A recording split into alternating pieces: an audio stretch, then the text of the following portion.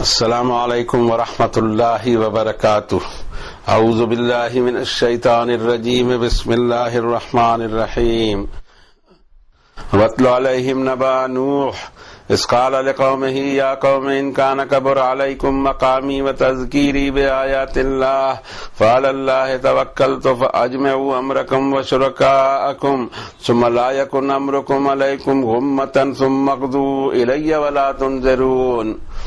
فإن توليتم فما سألتكم من أجر إن أجري إلا على الله وأمرت أن أكون من المسلمين فكذبوه فنجيناه ومن معه في الفلك وجعلناهم خلائف وأغرقنا الذين كذبوا بآياتنا فانظر كيف كان عاقبة المنذرين۔ ثم بعثنا من بعده رسلا إلى قومهم فجاءوهم بالبينات فما كانوا ليؤمنوا بما كذبوا به من قبل كذلك نطبع على قلوب المعتدين۔ ثم بعثنا من بعدهم موسى وهارون إلى فرعون وملئه بآياتنا فاستكبروا وكانوا قوما مجرمين۔ فلما جاءهم الحق من عندنا قالوا إن هذا لسحر مبين۔ قال موسى تقولون للحق لما جاءكم أسحر هذا ولا يفلح الساحرون۔ قالوا وجئتنا لتلفتنا عما وجدنا عليه آباءنا وتكون لكم الكبرياء في الأرض وما نحن لكما بمؤمنين۔ وقال فرعون ائتوني بكل ساحر عليم۔ فلما جاء السحرة قال لهم موسى ألقوا ما أنتم ملقون۔ فلما ألقوا قال موسى ما جئتم به السحر إن الله سيبطله إن الله لا يصلح عمل المفسدين ويحق الله الحق بكلماته ولو كره المجرمون۔ صدق اللہ العظیم وصدق رسولہ النبی الکریم ونحن على ذلك لمن الشاہدین والشاکرین والحمد للہ رب العالمین۔ کتاب اللہ کے چیپٹر 10 کی آیتیں تھی۔ آیت کا سیریل 71 to 82، جس کی تلاوت کی توفیق اللہ نے اپنے اس بندے کو عنایت فرمائی، جس پر اس کا جتنا بھی شکر ادا کیا جائے کم ہے۔ اب آئیے ان آیات بینات میں ہمیں کیا انفارمیشن دی جا رہی ہے اور کیا ہمارے لیے اس میں پیغامات موجود ہیں، ڈائریکٹیوز موجود ہیں، اسے سمجھنے کی کوشش کریں اور اس کے بعد اپنی زندگی کو اس نہج پر اپنی سوچ کو سدھاریں۔ سوچ سدھرے گی انشاءاللہ ہر چیز سدھر جائے گی۔ تو سب سے پہلے کوشش کرتے ہیں کہ ترجمہ کر دیں تاکہ لوگ سمجھیں کہ بات کیا کہی گئی۔ ہونا تو یہ چاہیے تھا کہ اتنی بڑی بات کہی گئی، اللہ رب العالمین کے کلام پڑھا گیا، لوگوں نے سمجھ جانا چاہیے تھا، لیکن افسوس ہے کہ ہم نے بے دھیانی برتی، صدیوں تک بے دھیانی برتی، جس کا خمیازہ آج ہم بھگت رہے ہیں۔ اور ہم کو قرآن شریف پڑھتے بھی ہیں تو معلوم نہیں کیا پڑھ رہے ہیں۔ بہت ہی افسوسناک بات ہے، اس کو سدھرنا چاہیے۔ کیا یہ زبان مشکل ہے؟ اتنی تو زبانیں لوگ پڑھتے ہیں، سیکھتے ہیں۔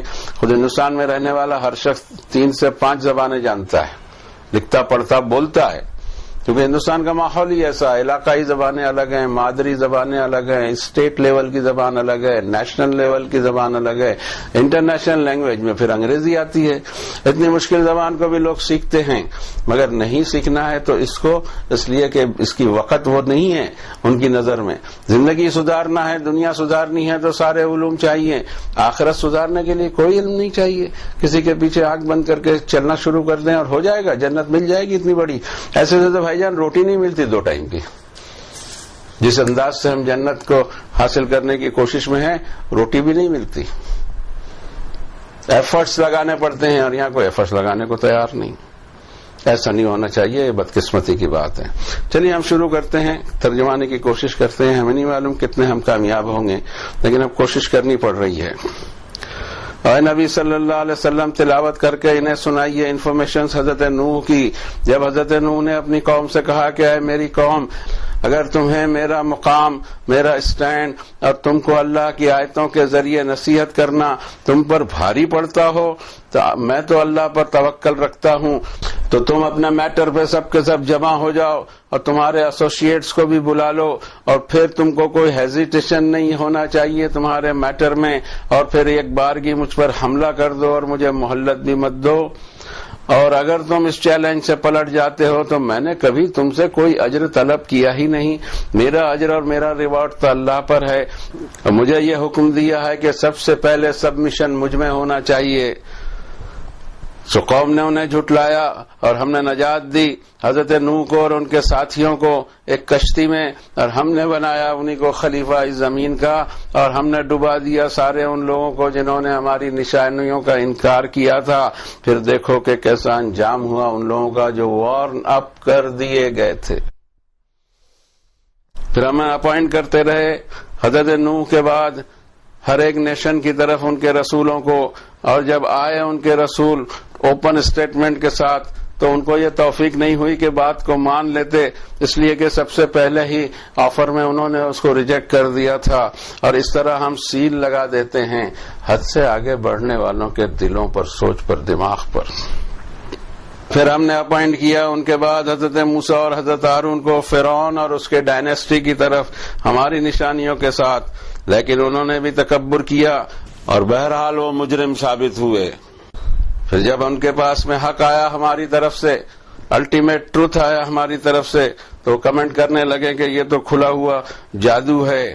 حضرت موسیٰ نے کہا کہ کیا تم الٹیمیٹ ٹروتھ کے لیے اور ان میراکلز کے لیے یہ کہتے ہو جب تمہارے سامنے آئے کہ یہ جادو ہے، کہ تمہیں جادو دکھائی دیتا ہے اور تمہیں پتا ہے کہ جادوگر کبھی کامیاب نہیں ہوتے۔ رسپانس میں وہ کہنے لگے کیا تم اس لیے ہمارے پاس آئے ہو کہ جہاں ہمارے پرکھے جن چیزوں کی عبادت کرتے تھے اس سے ہم کو تم ہٹا دو اور تم دونوں ہی زمین میں بڑے بن جاؤ، ہم تمہاری بات ماننے والے نہیں۔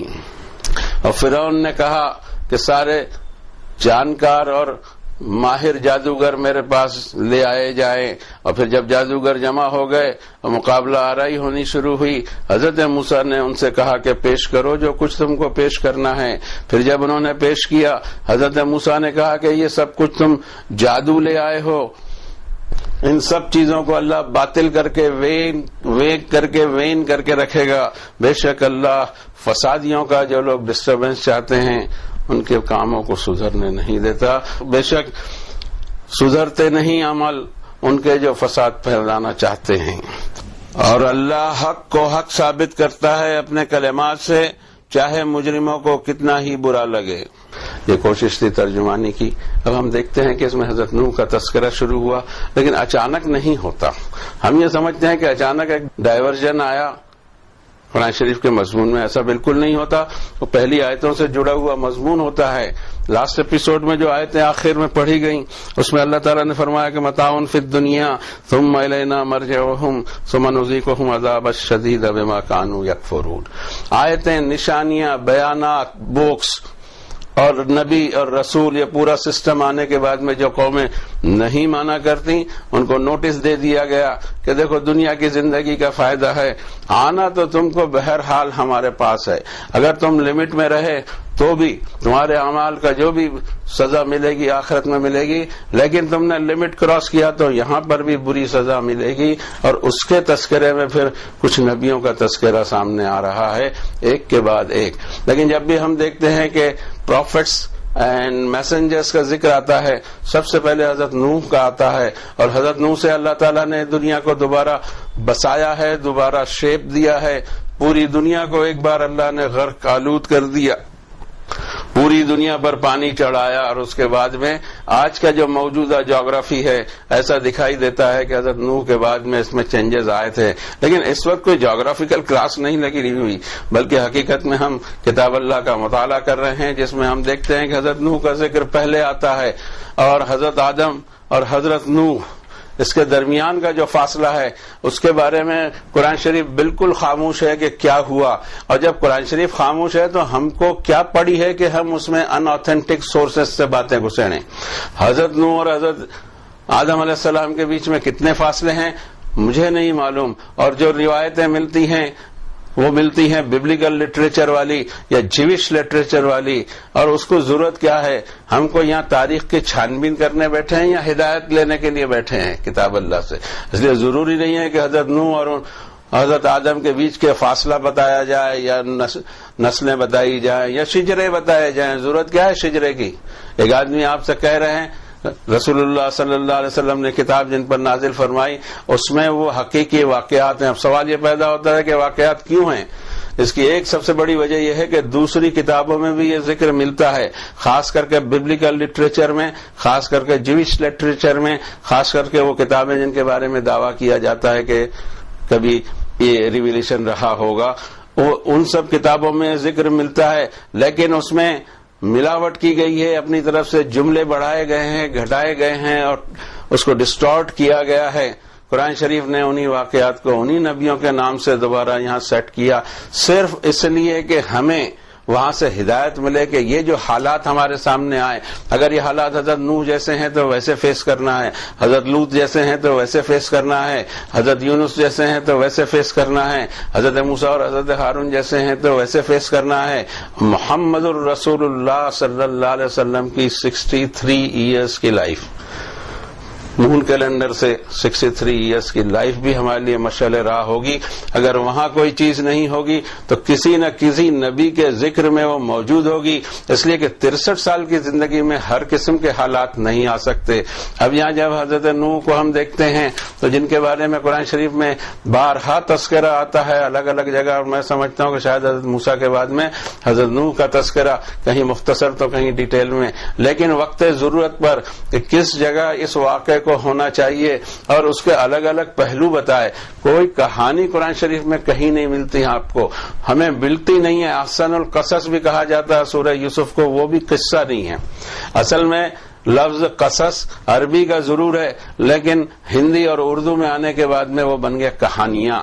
کہانیوں میں مسالے ملائے جاتے ہیں، گھٹائے جاتے ہیں، بڑھائے جاتے ہیں، یا ایونٹس ہیں۔ قصص کا مطلب ایونٹس کے، یہ واقعات ہوئے تھے اور ایسے ہی ہوئے تھے، اس لیے کہ جو انفارمیشن دے رہا ہے وہ وہی اللہ ہے جو نوح کے زمانے میں بھی تھا، آج بھی ہے، محمد صلی اللہ علیہ وسلم کے زمانے میں بھی تھا۔ قیامت تو کیا، قیامت کے بھی کتنی قیامتیں آ جائیں، وہی اور وہی رب رہے گا، اور جو انفارمیشن وہ دے رہا ہے دیٹ از موسٹ آتھینٹک، اس میں کوئی ڈاؤٹ کرنے کی ضرورت نہیں۔ اب ہم دیکھتے ہیں کہ حضرت نوح اور حضرت آدم کے تعلق سے سورہ آل عمران 3 نمبر کی صورت میں ہی اللہ تعالیٰ نے فرمایا، جس میں 33 نمبر کی آیت میں فرمایا کہ ان اللہ اصطفى آدم و نوحا وآل ابراہیم وآل عمران علی العالمین ذریۃ بعضها من بعض واللہ سمیع علیم۔ بے شک اللہ نے ترجیح دی، چن لیا آدم علیہ السلام کو، نوح علیہ السلام کو، ابراہیم علیہ السلام کے نسل کو، عمران علیہ السلام کی نسل کو، تمام جہانوں پر یہ اولاد ہیں ایک دوسرے کی، اور اللہ سب کچھ سن بھی رہا تھا، جان بھی رہا تھا۔ اس کو معلوم تھا کہ کب کس نبی کو کہاں اپوائنٹ کرنا ہے، کیا ضرورت ہے، اس پر کون سے پیغامات اتارنا ہے، سب اللہ کو پتا ہے۔ اور آخری کا جو پیغام ہے وہ بھی اتار دیا، جس میں پورا دین آ گیا ہے۔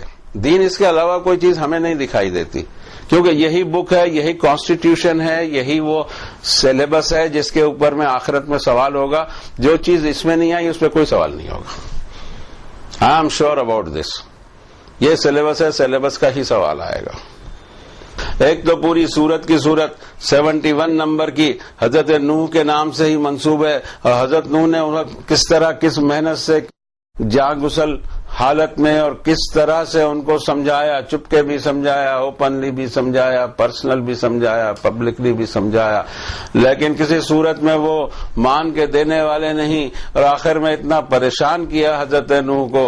ہم وہی پریشانی دیکھتے ہیں، لیکن اس کے پہلے ہم اس طرف بھی توجہ دیں کہ 29 نمبر کی صورت میں 14 نمبر کی آیت میں اللہ تعالیٰ فرماتے ہیں وَلَقَدْ أَرْسَلْنَا نُوحًا إِلَىٰ قَوْمِهِ فَلَبِثَ فِيهِمْ أَلْفَ سَنَةٍ إِلَّا 50 عَامًا فَأَخَذَهُمُ الطُّوفَانُ وَهُمْ ظَالِمُونَ۔ ہم نے اپوائنٹ کیا تھا حضرت نوح کو ان کے نیشن کی طرف یا ان کے قوم کی طرف۔ حضرت نوح وہاں کام کرتے رہے، 1000 میں سے 50 سال کم، یعنی 950 ایئرز کی عمر۔ ہو سکتا ہے اس وقت اتنی عمر بڑی ہو، ہمیں اس کی کوئی ضرورت نہیں کہ ہم یہ چیک کرتے بیٹھیں کہ کیا 950 سال کسی کو عمر مل سکتی ہے، نہیں مل سکتی ہے۔ نو، اس میں دیکھنا یہ پڑے گا کہ حضرت نوح کی قوم کو اتنی لمبی دعوت کے بعد میں اللہ تعالیٰ نے غرق کیا۔ ایسے نہیں ہوتا کہ ادھر نبی آیا، ادھر قوم نے ریجیکٹ کیا اور ادھر عذاب آ گیا، بلکہ وہ قوم وہ لمٹ کراس کرتی ہے جو لمٹ اللہ نے بنا کے رکھی ہے، تب جا کے عذاب عظیم آتا ہے اور پوری آبادیاں نیست و نابود کر دی جاتی ہیں۔ اور پھر ہم اگر اس کو 54 نمبر کی سورت میں دیکھیں تو فرماتے ہیں رب تعالیٰ کہ کذبت قبلہم قوم نوح فکذبوا عبدنا وقالوا مجنون وازدجر، جھڑکا ان کو، دھکے دیے اور کہا مجنون ہے یہ. فدعا ربہ انی مغلوب فانتصر، حضرت نوح پکار اٹھے کہ میرے رب مجھے مغلوب کر دیا گیا، کچل دیا گیا، میری مدد فرمائیے. ففتحنا ابواب السماء بماء منہمر، ہم نے بادلوں کو کھول دیا، ان کے دروازوں کو، اور کنٹینیو بارش برسائی. ففجرنا الارض عیونا فالتقى الماء على امر قد قدر، اور زمین کے سارے چشموں کو ہم نے آرڈر دیا کہ باہر نکلو، اور پانی ایک پرٹیکولر وہ ہائٹ پر پہنچا. حملناہ علی ذات الواح ودسر، ہم نے ان کو اس کشتی پر ان سب کو بچایا، حضرت نوح اور ان کے ساتھیوں کو، جو لمبے لمبے تختے اور بڑی بڑی کیلوں والی کشتی تھی. تجریب اعیننا جزاء لمن کان کفر، وہ کشتی ہمارے اسپیشل دیکھ ریکھ میں بہ رہی تھی، اسپیشل احکامات کے ذریعے بہ رہی تھی. یہ سزا تھی اس کے لیے جس نے حضرت نوح کا انکار کیا تھا. وَلَقَدْ تَرَكْنَاهَا آیَةً فَهَلْ مِن مُدَّکِرٍ، اس پہ نشانی ہے. اور حضرت نوح کا واقعہ ہر قوم میں ملتا ہے. کمال کی بات ہے، کسی نہ کسی نام سے ملتا ہے کہ مہا پرلے آیا تھا، زمین پر ایک ایسا سیلاب آیا تھا جس نے پورے زمین کو ڈبایا اور بہت ہی کم لوگ بچے تھے. تو کیا سدھر گئی دنیا؟ وَلَقَدْ يَسَّرْنَا الْقُرْآنَ لِلذِّكْرِ فَهَلْ مِن مُدَّکِرٍ، نصیحت حاصل کرنے کے لیے ہم نے اس قرآن کو آسان بنایا. کوئی ہے نصیحت پکڑنے والا؟ نہ نوح کے واقعے سے کوئی نصیحت پکڑتا ہے، نہ قرآن شریف پڑھ کے کوئی نصیحت پکڑتا ہے. اس کے بعد کیا کرنا چاہیے؟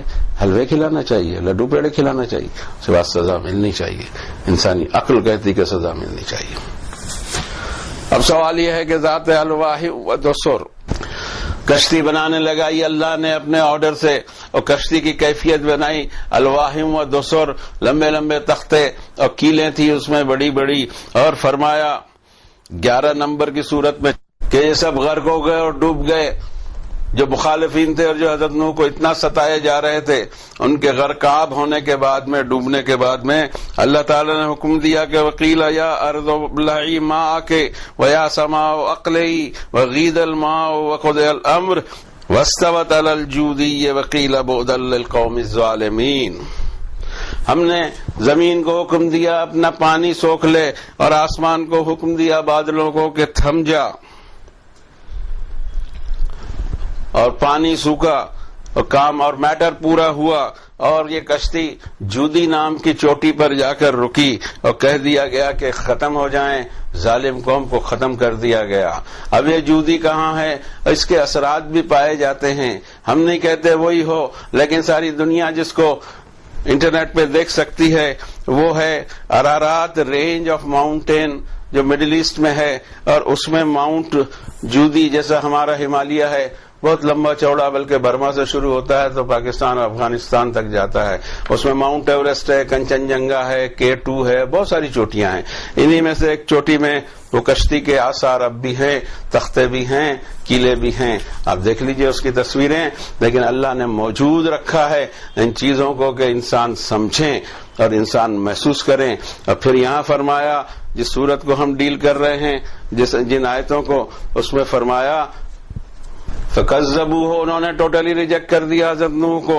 ہم نے حضرت نوح کو اور ان کے ساتھیوں کو اس کشتی میں بچایا اور انہی کو زمین میں جانشین بنایا. اسی لیے ہم دیکھتے ہیں سیمائٹس ہیں اور جو دوسری 4 نسلیں بتائی جاتی ہیں، یہ چاروں کی چاروں نسلیں حضرت نوح کے 4 بیٹوں کے نام سے منسوب ہیں. ہمیں یہ بھی نہیں معلوم، ہم اس کی آتھینٹسٹی چیک نہیں کر سکتے، لیکن کہا جاتا ہے دنیا میں حضرت نوح کے بارے میں اور ان کے بیٹے سے جو نسلیں چلی ہیں الگ الگ جگہ، الگ الگ نسلیں، الگ الگ رنگ روپ کی، الگ الگ قد اور ہائٹ کی، ان کو ڈویژن دیا گیا ہے 4 نسلوں میں. انڈو چائنا کی ایک نسل ہے، ایک یہ مڈل ایسٹ کی نسل ہے، یورپ کی نسل ہے، افریقہ کی نسل ہے.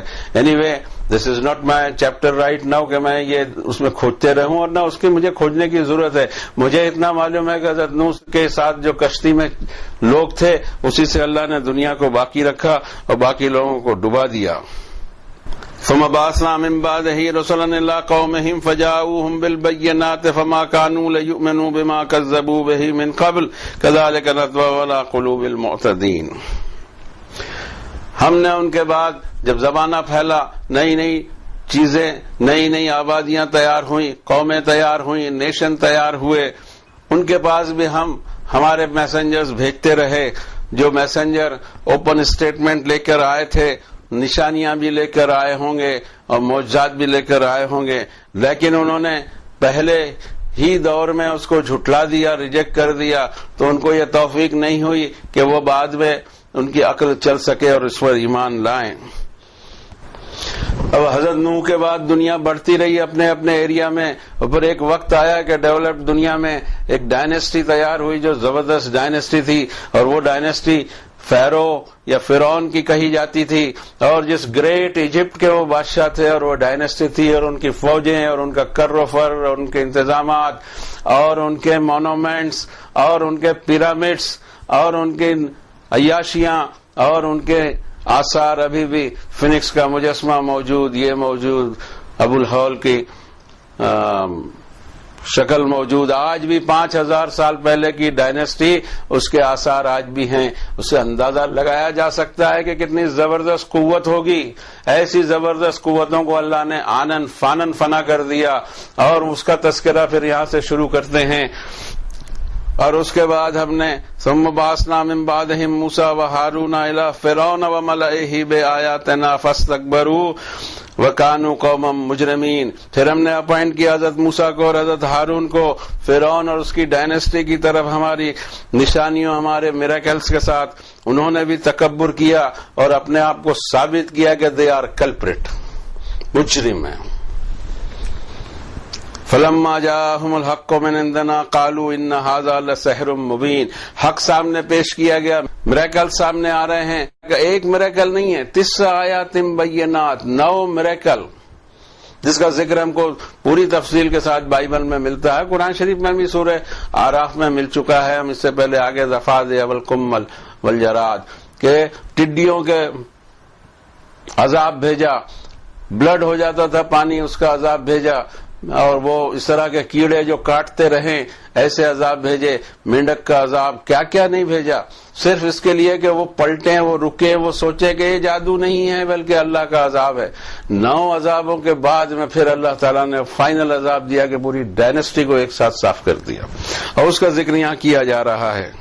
حضرت موسیٰ نے ان سب چیزوں کے جواب دیا کہ قال موسیٰ تقولون للحق لما جاءکم، یہ حق ہے، یہ الٹیمیٹ ٹروتھ ہے، یہ اللہ کی طرف سے ہے، یہ میریکلز ہیں، یہ تمہارے لیے وارننگ ہے، اور تم اس کے بارے میں یہ کمنٹ پاس کر رہے ہو کہ جادو ہے، یہ جادو دکھائی دیتا ہے. سحر ھذا ولا یفلح الساحرون، ساحر کبھی کامیاب نہیں ہوتے، جادوگر کامیاب. کیا جادوگروں نے کر لیا، یہ بھوش بتانے والے اور یہ جادوگر اتنا ذلیل پیشہ ہے کہ ان کو خود کو کچھ بیچاروں کو معلوم نہیں، تو بھی لوگ جاتے ہیں، بڑے بڑے منسٹر جاتے ہیں، ان کے بھائی منسٹر بن گئے آپ.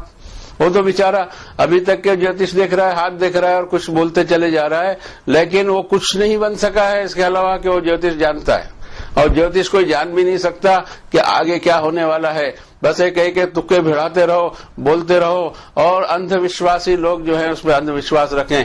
منسٹر بن جانے کے بعد میں بھی پیٹ نہیں بھرا، ابھی اور کیا بننا ہے، سینٹرل گورنمنٹ کے منسٹر آپ بن گئے، لیکن دل بھرتا نہیں ہے انسان کا. عجیب، یہ بھی انسان ہے، کیا معلوم کیا دنیا کا بادشاہ بھی بنا دے تو اس کا پیٹ نہ بھرے.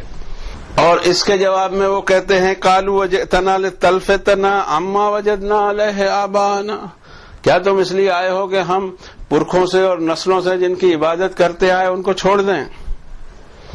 اور تکون لکم الکبریاء فی الارض، اور تم اس زمین میں بڑے بن جاؤ. یعنی سیاسی اس کو ٹرن دینے کی کوشش کی ہے، لیکن حضرت موسیٰ نے اس ٹرننگ کا ہمیشہ جواب دیا ہے. ہم سورہ آراف میں دیکھ چکے ہیں، اس کے بعد سورہ ہود آنے والی ہے، اس کے بعد کی سورت 11 نمبر، اس کے بعد سورہ شعراء، اور دوسری جگہ آ رہا ہے کیونکہ فرعون اسٹیئرنگ گھما کر اسے سیاسی مسئلہ بنا رہا ہے، کیونکہ فرعون سیاسی مسئلے کو کچلنے کی پوری طاقت رکھتا تھا۔ حضرت موسیٰ اس ڈائریکشن کو بدل کر بتا رہے ہیں کہ اس میں سیاست نہیں بلکہ یہ دعوت ہے اور تمہارے لیے تمہارا ہی اس میں فائدہ ہے، اور اس پر میں کسی اجر کا تمنا نہیں رکھتا، تو پھر یہ تمہارے راج اور پاٹ کو ہٹا کے مجھے تھوڑی راجا بننا ہے، مگر لوگوں کو جمع کرنے کے لیے مسئلے کو سیاسی بناؤ، سیاسی بنا کے اس کو کارنر کرو، کارنر کر کے اس پہ حملہ کرو۔ یہ پہلے سے ہی چلا آ رہا ہے، کوئی نئی بات نہیں ہے۔ قرآن شریف کا مطالعہ ہم کو بتاتا ہے کہ 5000 سال پہلے فرعون نے بھی وہی کیا تھا کہ حضرت موسیٰ کی دعوت کو رنگ دے دو سیاسی تاکہ کچلا جا سکے، لیکن حضرت موسیٰ نے ہر وقت اس کو ڈیفیوز کیا، ہر وقت ڈیفیوز کر دیا اس کو کہ یہ سیاست نہیں ہے، اور اس کے لیے ضروری ہے کہ آپ یہ بتائیں کہ آپ اتنے خالص ہیں کہ اجر میں آپ کو کچھ نہیں چاہیے۔ وہ گدی سے ہٹ جائے اور آپ کو گدی پہ بٹھانا ہے تو بہت بڑی بات ہے، اور اس کی طرف کبھی سپنا بھی نہیں دیکھا گیا، اس کا کسی نبی نے نہیں دیکھا۔ اللہ کا نبی کسی بادشاہ سے بہت اونچی چیز ہوتا ہے، معمولی منصب تھوڑی ہے وہ، نبوت کا منصب، رسالت کا منصب۔ وقال فرعون ائتونی بکل ساحر علیم، اب انہوں نے دوسرا پینترا چلا کہ فرعون نے کہ پورے ملک سے ماہر جادوگر میرے پاس جمع کیے جائیں۔ فلما جاء السحرة قال لهم موسى القوا ما انتم ملقون، حضرت موسیٰ نے وہ ٹائم ہی نہیں آنے دیا کہ کون اول میں پیش کرے، انہی کو آفر دیا تم ہی پیش کرو۔ حضرت موسیٰ کو تو معلوم ہی نہیں تھا کہ کرنے کیا والے ہیں، لیکن انہوں نے اپنی پوری ماہری اور جادوگری اس پر خرچ کر دی کہ ایسا جادو کیا کہ لوگ گھبرا اٹھے، لیکن حضرت موسیٰ کو اللہ نے حکم دیا تھا کہ کھڑے رہو، تم ہی غالب آؤ گے، اور وہی کچھ ہوا۔ یہاں وہ تذکرہ نہیں ہے، بہت مختصر میں کہا گیا۔ حضرت موسیٰ نے ان سے کہا کہ تم پیش کرو، پھر جب انہوں نے پیش کیا حضرت موسیٰ نے کہا فلما القوا قال موسیٰ ما جئتم بہ السحر، ارے بابا یہ سب تم جادو لے آئے ہو، بڑے ماہر جادوگر ہو، وہ بھی ٹھیک ہے، اور جادوگری بھی بہت اعلیٰ پیمانے کی پیش کی جا رہی، وہ بھی ٹھیک ہے، لیکن تم یاد رکھو کہ ان اللہ سیبطلہ، اللہ یہ ساری چیزوں کو ختم کر دے گا، باطل قرار دے گا، وین قرار دے گا، ثابت کر دے گا یہاں اسی جگہ اسی میدان میں، اور بے شک اللہ نہیں سدھرنے دیتا مفسدین کے کام کو۔ آخری وارننگ بھی ان کو دی، ایسا نہیں ہوتا کہ عذاب آ جاتا ہے۔ اس آخری وارننگ کے بعد میں کیا ہوا، حضرت موسیٰ نے کیا کیا، انہوں نے کیا کیا، الٹیمیٹ رزلٹ کیا ہوا، اس رزلٹ کے بعد میں فرعون کے ایکشن کیا رہے، کس طرح سیاسی انتقام لیا گیا، اور کس طرح پھر حضرت موسیٰ کا خروج ہوا، ایکسوڈس ہوا، اور پھر غرق کر دیا اللہ نے اس پوری ڈائنیسٹی کو۔ اب اس کا تبصرہ آگے بھی آئے گا، اگلی صورتوں میں بھی آئے گا، یہاں بھی آئے گا۔ حضرت موسیٰ کو ایک ایسے دور میں پیدا کیا گیا تھا جہاں ایک ظالم حکومت قائم تھی، اور اس حکومت کے 3 ستون تھے، ایک تو فرعون، دوسرا حامان، تیسرا قارون۔ قارون واز فرام قوم موسیٰ۔ اللہ تعالیٰ فرماتے ہیں مجھے نہیں معلوم بھائی، مجھے تو ماشاءاللہ کچھ نہیں معلوم، جو اللہ فرمائے ہے وہی معلوم۔ تو اللہ فرماتے ہیں کہ ان قارون کان من قوم موسیٰ، یہ ویسٹڈ انٹرسٹ ہوا، لیکن یہ اسی سوسائٹی کا جو اپریسڈ سوسائٹی جس پہ ظلم ہو رہا ہے۔ پھر ایک حامان ہے مذہبی چودھری اور ان کی فوجیں، ان کے مرید، ان کے پنڈے، اور وہ پوری فوج اور اس کا پورا سیٹ اپ ہوتا ہے بھائی، اور وہ جو مذہب ہے جو باطلانہ مذہب ہے اس کی گاڑی چلائی جاتی، اس لیے کہ 3 جو نمائندے ہیں تینوں کو ایک دوسرے سے فیڈنگ ہوتے رہتی ہے۔ اور پھر ہوتا ہے فرعون، وہ ظالم حکومت، ان کے ظلم کو جسٹیفائی کرنے والے ہوتے ہیں، ظلم کو جسٹیفائی کرنے والے ہوتے ہیں مذہبی چودھری، اور اس پورے سسٹم کا فائدہ اٹھانے والے وہ لوگ ہوتے ہیں مظلوم قوم کے ویسٹڈ انٹرسٹ۔ تب جا کے ایک سوسائٹی چلتی ہے۔ ایسی سوسائٹیز میں کام کرنے کے لیے اگر کسی کو سنت چاہیے کسی نبی کی، تو حضرت موسیٰ اور حضرت ہارون کی سنت کی تفصیلی ذکر پورے قرآن شریف میں آ گیا ہے، اس کی اسٹڈی کی جائے۔ لیکن قرآن شریف کی اسٹڈی وہ خانے بنا کر کے بھئی حضرت موسیٰ کے تعلق سے جتنی آیتیں اتری اس کی ایک لسٹ بنائے اور اس کو اسٹڈی کریں، ایسا قرآن شریف کا نہیں ہے۔ سورۃ الفاتحہ سے لے کر سورہ ناس تک دور پورا کر کے پھر سورہ فاتحہ سے شروع کی جائے، اس طرح کا دور قرآن شریف کا ہونا چاہیے۔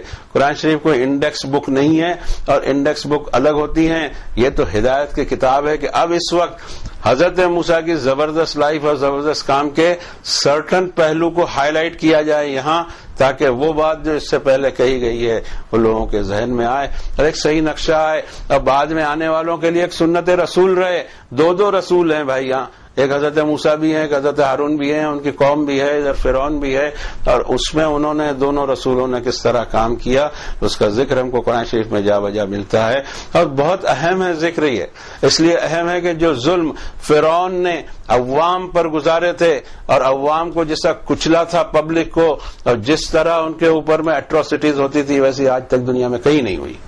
یذبحون ابناءہم ویستحیون نساءہم، ایسا کب ہوا ہے کہ بیٹوں کو قتل کر دیا جائے، بیٹیوں کو زندہ رکھا جائے، بگار لی جائے، ہفتے میں کوئی چھٹی نہیں، اناج پیٹ بھر کے دینا نہیں ہے، اور چمڑے کہ ہنٹر مار مار کے کام لینا ہو، ایسی صورت حال میں وہ جو قوم تھی اس کو اللہ تعالی نے ایک بار پھر زمین کا بادشاہ بنا کے بتایا، اور فرعون اور ان کے پورے سیٹ کو، ڈائنیسٹی کو تباہ اور برباد کر کے مظلوموں کو اقتدار دیا۔ یہ کوئی انعام نہیں تھا۔